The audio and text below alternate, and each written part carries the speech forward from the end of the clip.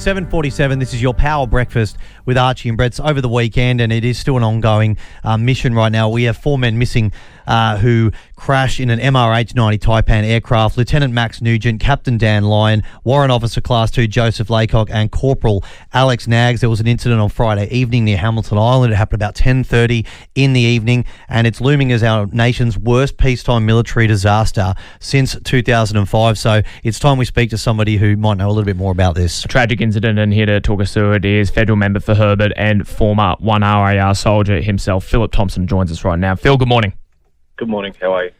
Phil, firstly, our condolences to you. I understand that you served with Corporal Alexander Naggs here in Townsville, one of the 4 missing airmen from this tragic crash on Friday night. Phil, I wonder if maybe we could just start and maybe you could tell us a little bit about Alexander.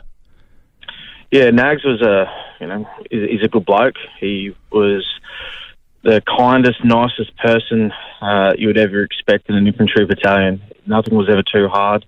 A life of service is something that he wanted, and he helped everyone. Like he was professional in all aspects, but also someone that you could have a good yarn with and sit back and talk a bit about what's been happening around not just around the world, but through military side. And he always had really sound kind of advice, but also a very funny guy.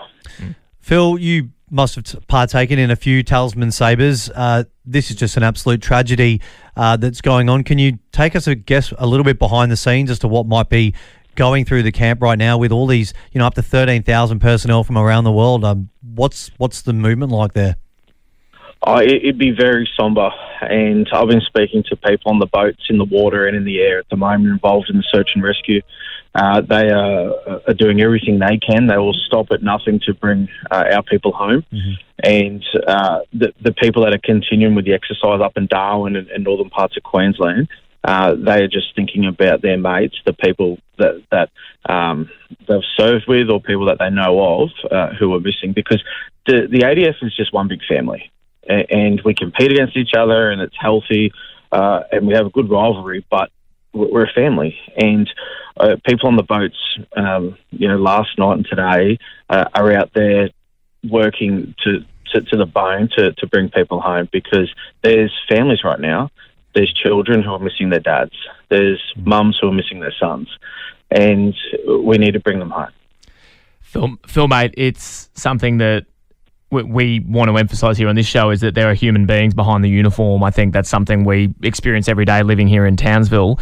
For all serving members around Australia and indeed the world right now, what do you think they would be most focused on in terms of just checking in on each other and welfare when something like this can rock the entire defence community? What would be the top priority for everyone who is going through this in defence?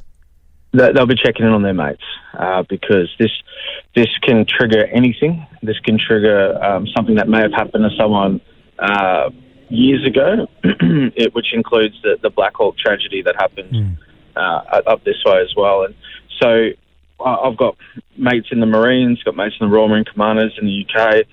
They've messaged me. They're checking in on their mates as well, because people around the world are watching, and they're feeling it too, because while we're a family here, we are a very broad family around the world.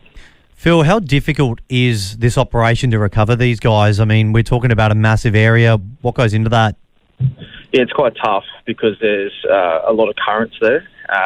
The depth's around 40 metres, and we have 800 military personnel, plus QPS, plus search and rescue, and plus our partners from around the world.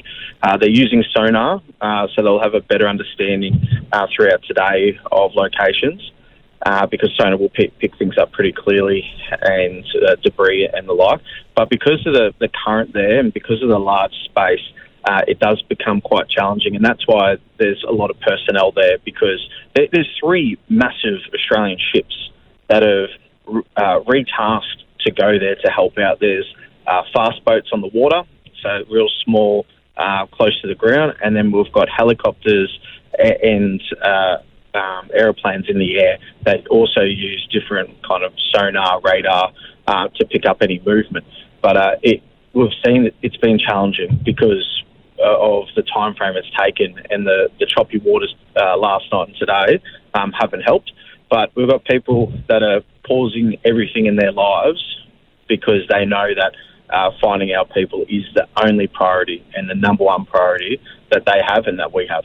Phil, we will keep everyone up to date with any information that comes to hand throughout the rest of today, but mate, we can't thank you enough for talking to us this morning. I hope you're okay. I hope everyone in your friendship and family circles is okay as this tragic event unfolds. Phil Thompson, member for Herbet, thank you so much for joining us this morning, mate. Thank you for having me, guys.